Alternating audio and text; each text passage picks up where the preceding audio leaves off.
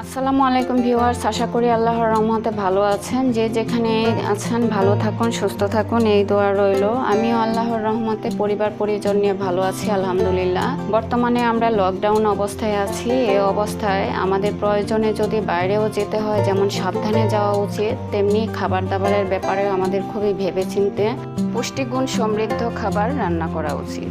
তেমনি একটি রেসিপি আমি আপনাদের সাথে আজকে শেয়ার করছি, যে রেসিপিটি ছোট বড় সকলে খুবই পছন্দ এবং মজা করে খাবে। তাহলে চলুন কথা না বাড়িয়ে রেসিপিটি দেখে নেওয়া যাক কিভাবে রান্না করতে হয়। এর জন্য আমি মিষ্টি কুমড়া নিয়েছি এক বাটি, একটু বড় করে কেটে নিয়েছি। মিষ্টি কুমড়ার চেয়ে একটু ছোট করে কেটে নিয়েছি আমি আলু 1 কাপ। এখানে আমি গুঁড়া মশলা 1 চা চামচ করে নিয়েছি, জিরা গুঁড়া, হলুদ গুঁড়া, ধনে গুঁড়া, মরিচ গুঁড়া, আর 1/2 চা চামচ নিয়েছি গরম মশলার গুঁড়া। 2 টেবিল চামচ পেঁয়াজ কুচি নিয়েছি, কাঁচামরিচ নিয়েছি 4টি, আদা রসুন পেস্ট নিয়েছি আমি 1 টেবিল চামচ, একটি তেজপাতা নিয়েছি। 2টি ডিম নিয়েছি আমি রান্না করার জন্যে। পেঁয়াজ কুচি, মরিচ কুচি, সামান্য লবণ দিয়ে ভালো করে ফেটিয়ে নিচ্ছি ডিম ফেটা হয়ে গেছে। ফ্রাই প্যানে আমি পরিমাণ মতো তেল দিয়ে দিয়েছি। তেল গরম হতে এর মধ্যে আমি ডিম দিয়ে দিয়েছি। আমি সবসময় এই রেসিপিটি ডিম ভেজে রান্না করি, এতে করে ডিমের ভেতরে মশলা ঢুকে খেতে যেমন ডিমটি সুস্বাদু হয়, তরকারির স্বাদও অনেকটাই বেড়ে যায়। ডিম ভাজা হয়ে গিয়েছে। আমি এই ফ্রাই প্যানে 1 টেবিল চামচ তেল দিয়ে দিচ্ছি আমি আলুটা যেহেতু সিদ্ধ হতে সময় বেশি লাগে, এই জন্য প্রথমে আমি আলুটা দিয়ে ভেজে নিচ্ছি হালকা বাদামি রং হওয়া আগ পর্যন্ত। ভিউয়ার্স, আমার চ্যানেলটি যারা সাবস্ক্রাইব করেছেন তাদেরকে অসংখ্য ধন্যবাদ, আর যারা এখনও সাবস্ক্রাইব করেননি প্লিজ সাবস্ক্রাইব করে পাশে থাকা বেল আইকনটিতে ক্লিক করে রাখুন। সামান্য পরিমাণ লবণ দিয়ে দিয়েছি। আলু ভাজা হয়ে গিয়েছে। এখন আমি মিষ্টি কুমড়া দিয়ে দিয়েছি এর মধ্যে। মিষ্টি কুমড়া আলু আমি বাদামি রং করে ভেজে নিচ্ছি।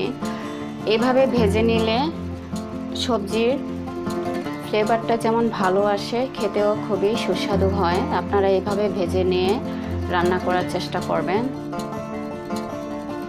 অন্য একটি হাঁড়িতে আমি 1 টেবিল চামচ তেল দিয়ে দিচ্ছি। তেল গরম হতেই দিয়ে দিচ্ছি পেঁয়াজ কুচি। একটি তেজপাতা আমি কেটে দিয়ে দিচ্ছি এর মধ্যে।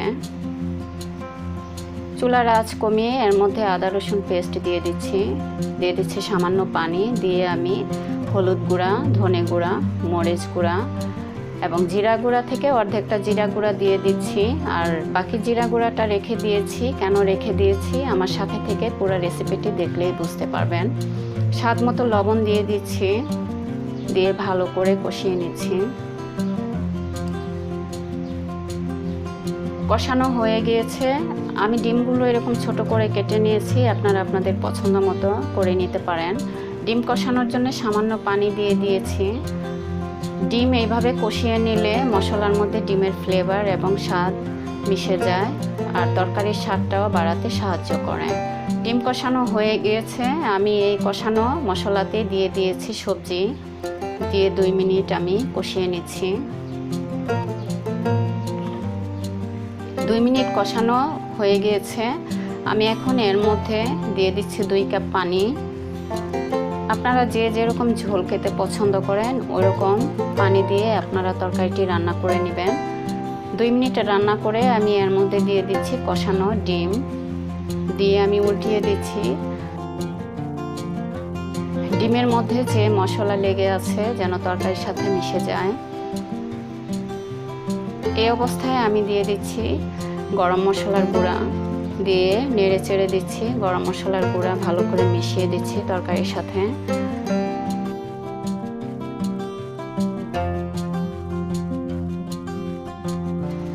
আমি ঢাকনা দিয়ে রান্না করে নিচ্ছি। তরকারিটি রান্না হতে বেশি সময় লাগবে না, যেহেতু আমি সবজি ভেজে নিয়েছি। ঢাকনা খুলে আমি আরও একবার উল্টিয়ে দিচ্ছি। প্রায় হয়ে গিয়েছে রান্না। এই অবস্থায় আমি চিড়ে রাখা কাঁচামরিচ দিয়ে দিচ্ছি, আর যে জিরা গুঁড়াটা আমি রেখেছিলাম সেটা এখন আমি দিয়ে দিব তরকারিতে। আর আমি সবসময় টালা জিরা গুঁড়াটা তরকারিতে ব্যবহার করি, এতে করে তরকারির স্বাদ এবং ফ্লেভার খুবই ভালো আসে। উল্টিয়ে আমি তরকারির সাথে জিরা গুঁড়া মিশিয়ে 2 মিনিট ঢাকনা দিয়ে ঢেকে রান্না করে নিচ্ছি, যেন জিরার এবং কাঁচামরিচের ফ্লেভার ভালো করে তরকারিতে মিশে যায়।